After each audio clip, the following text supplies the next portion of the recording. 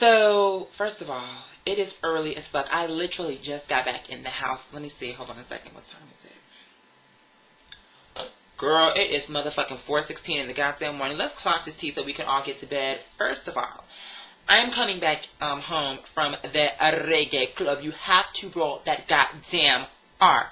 Reggae Club. Okay, fine. Just getting back from the Reggae Club. This was my first time going to a Reggae Club and things of this nature. And I know that a lot of people might think, well, a Reggae Club is not necessarily where I will be most welcome. And that might be true, but at the same token, I'm not going to let that hold me back from something that I'm trying to experience for the first time. I don't too much give a fuck if no one want me to go to the damn club. As long as you don't put your goddamn hands on me, we will be okay. Okay. So we pay our little $5 to get into the parking lot, get out the car, walk on down to the line. They got us sitting in that line forever. Now, I being the person that I am, everywhere I go, I always look at my surroundings. I don't too much ever go nowhere and be oblivious to what is around me. That is dangerous. You know, especially if you're in my predicament.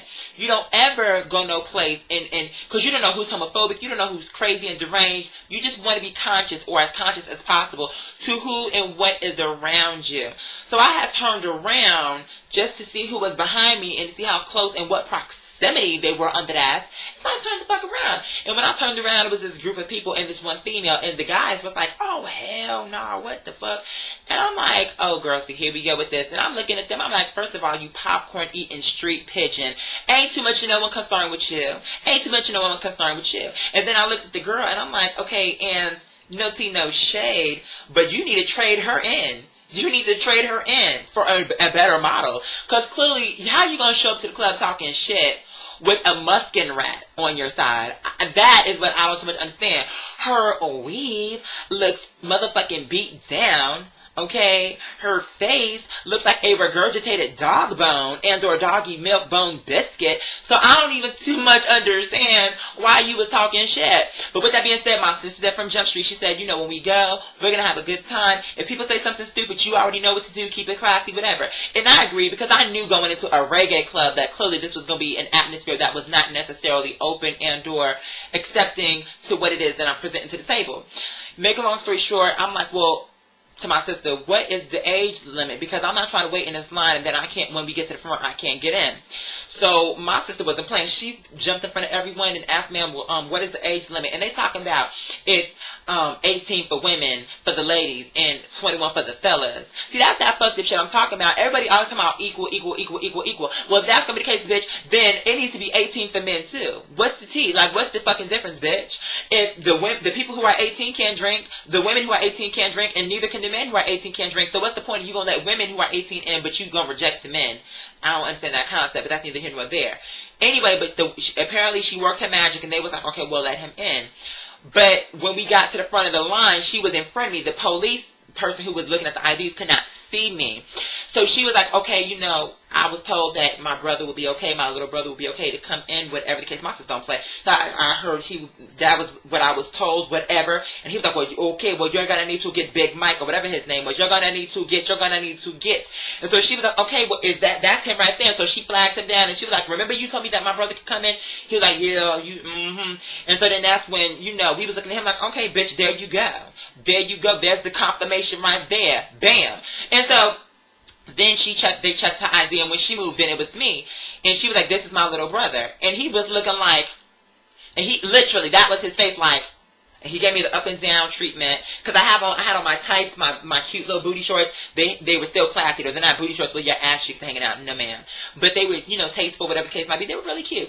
And so anyway, but I was looking really done up in because right now my hair has fallen, girl. London Bridge is falling down. My hair has fallen, but at the time it was really flipped. I had a semi-Farrah Fawcett going on. It was kind of feathered, and the goddamn front, it was feathered.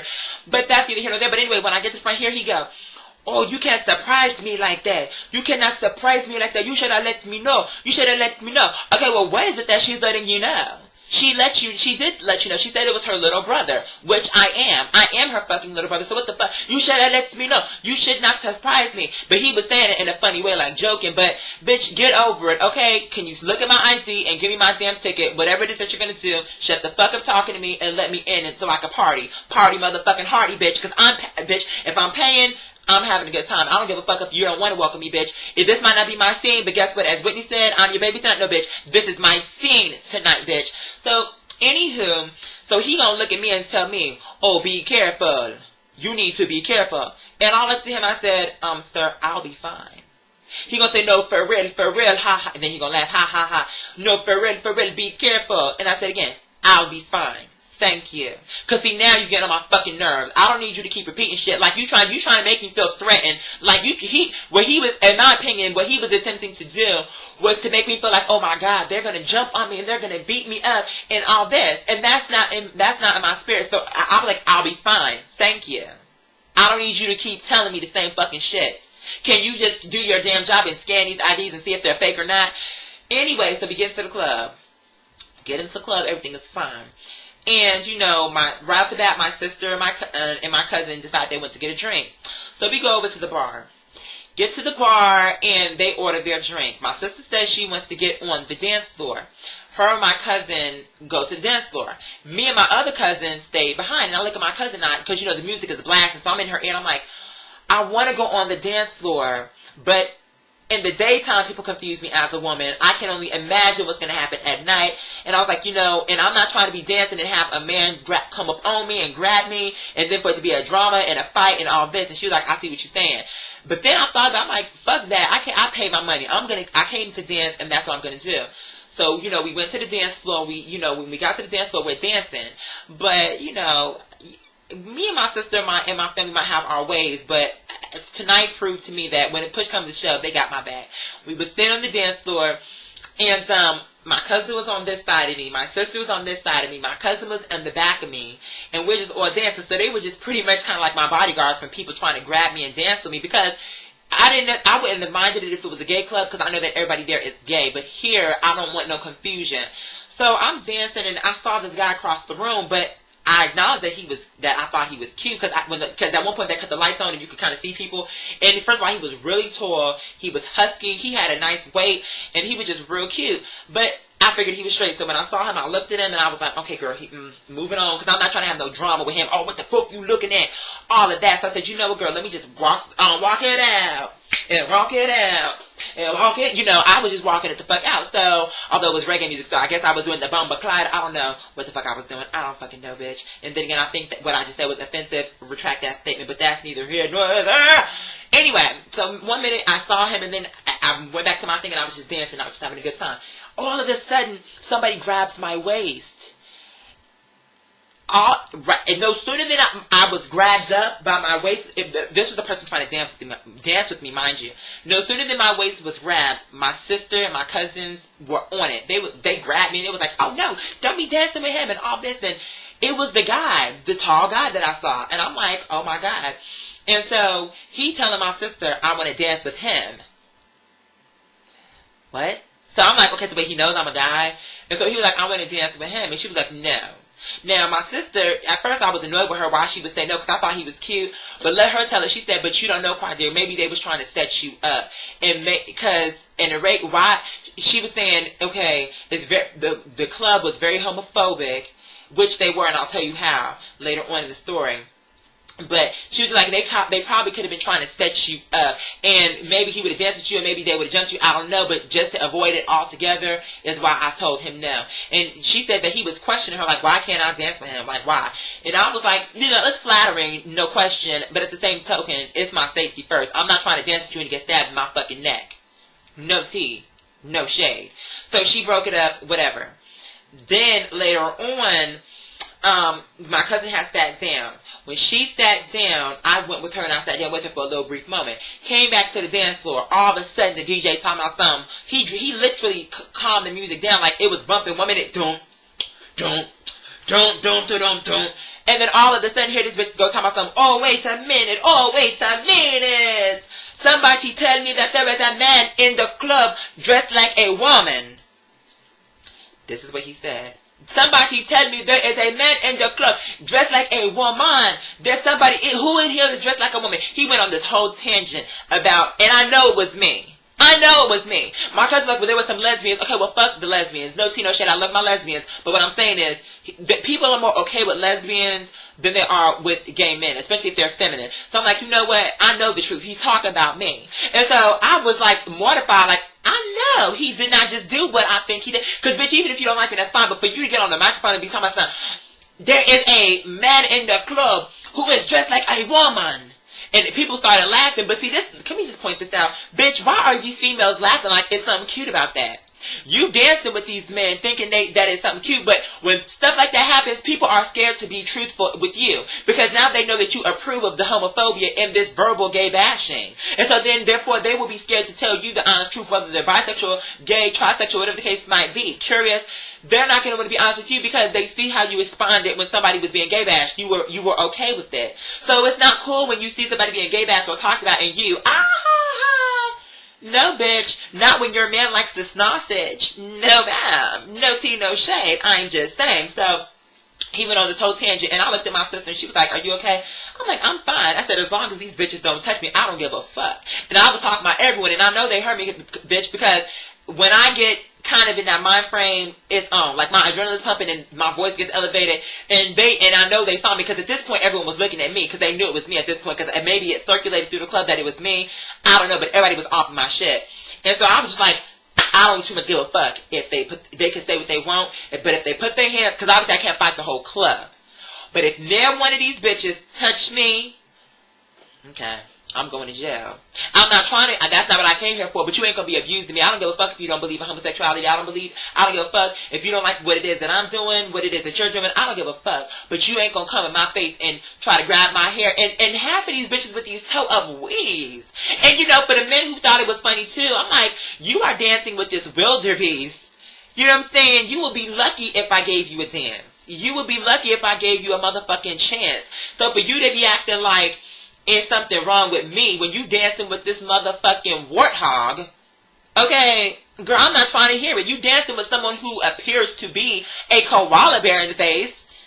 Okay, you're dancing with somebody who's motherfucking has a snout and looks to be an anteater. So I'm not even too much concerned with all that. But anyway, after that happened, 2 more men tried to dance with me. And, you know, it was kind of like a simultaneous thing. You know, after the DJ did that, about 5 minutes passed, and then one guy was trying to, you know, he grabbed my hand, and he was trying to, you know, dance up on me and whatever. And they were all cute guys, but no tea, no shade. It's flattering. Don't get me fucked up. But it's extremely dangerous. You don't know the mentality of a person when they think you're a woman, and it's not my, as far as I'm concerned, it's not my fault, bitch. You need to ask questions. And first of all, that's the reason why when my sister, from the first guy who grabbed my waist and was trying to dance with me, when she pulled me and was like telling him, don't dance for him, I didn't even look at it. I didn't even want to look at him because to me, that would have made the situation more dramatic if I had been looking at him like, you know, like, yeah, she's telling you off. So when she was telling him and letting him know the tea, I was like, okay, let me just keep dancing and don't even look at what they talk about because that's drama and I didn't come there for that. Anyway, but I'm like, girl, he was fine, girl. Maybe if I saw him in a gay club, I don't know. Anyway, but when the other 2 guys tried to grab me up, I'm not gonna lie, it was hilarious to see my family act like that because they was not playing. Every time they was surrounding me, and every time somebody would grab me up, they would just be like, you know, he's taking this is no. It was very funny. It was very cute. Also, it was very cute because first of all, I don't need nobody to defend me, but I'm not gonna lie to you. It felt really good to know that I wasn't alone in that club that night. I'm not gonna lie. It felt good to know that I had my family had my back, which is something that I had not felt in a long time. But when I went in the club and they had my back. And they gave a fuck, and they was like, are you okay? And, you know, when the guys were trying to grab, and they thought it was funny, too, because they were like, girl, all these men coming up to you, and honey, my cousin, she was like, girl, you had you had 3 men trying to grab you up, and how many did I get, girl? None. It was very cute, and I had a really good time overall, but, you know, it's those instances, the homophobia and that is circulating. And it's like, you don't have to like gay people, but why would you, that DJ, I don't understand. And you know what, I'll tell you this much. First of all, and then I'm going to let you guys go because at this point I'm just rambling. But I did want to come to you guys and let you guys know about my reggae club experience, my reggae club. this is one thing. When he first started doing that, I was ready to go. I'm like, you know what? I'm ready to go. I'm ready to go. And I thought to myself, I said, you know what? That's what he would want.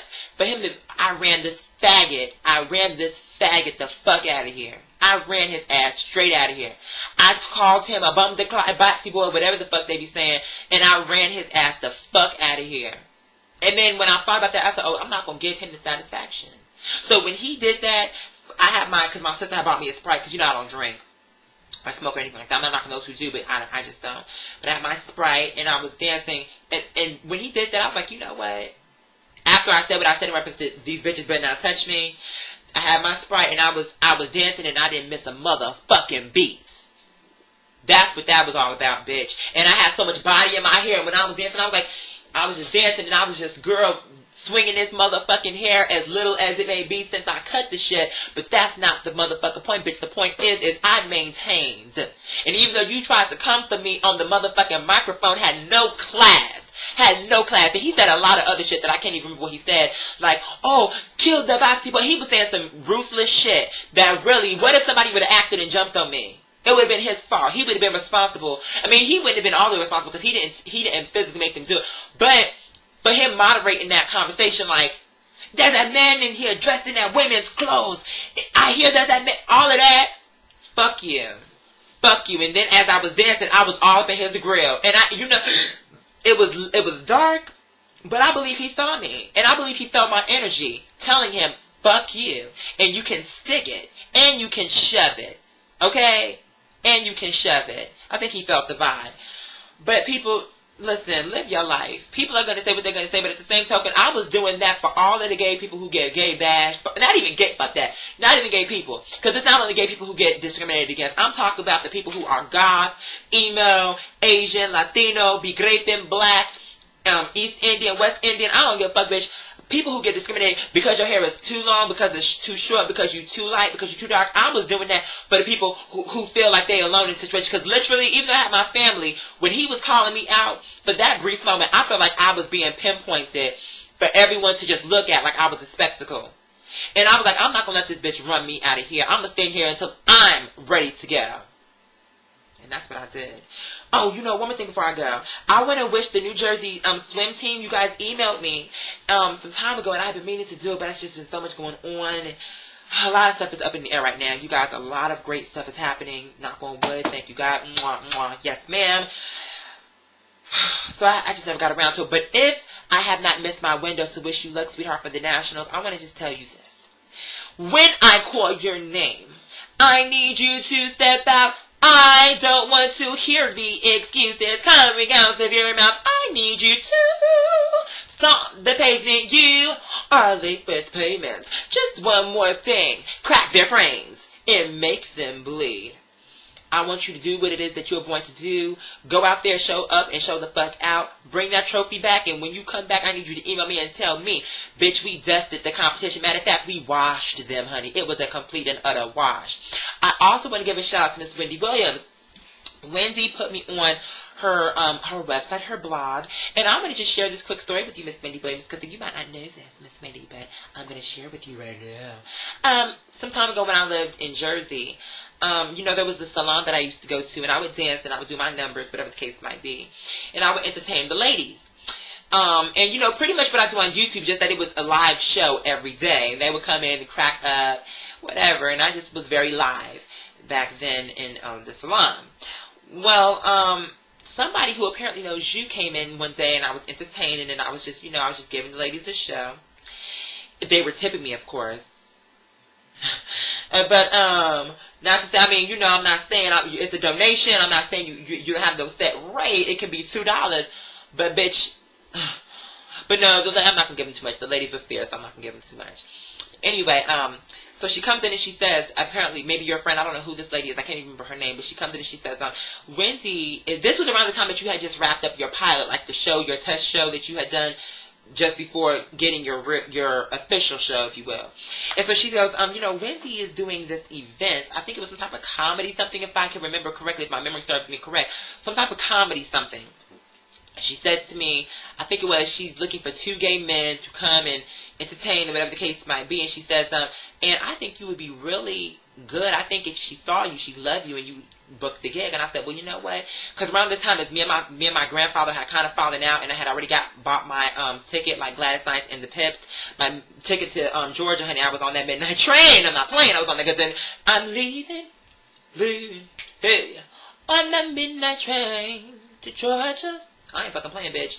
But anyway, so I told her, I said, well, when is it? And she said, okay, it's on such and such a date. I couldn't make it because the date that it was after I would have been gone already. So, you know, when you put me on your blog, like, that's so funny, because I don't think she knows that I almost met her once upon a time.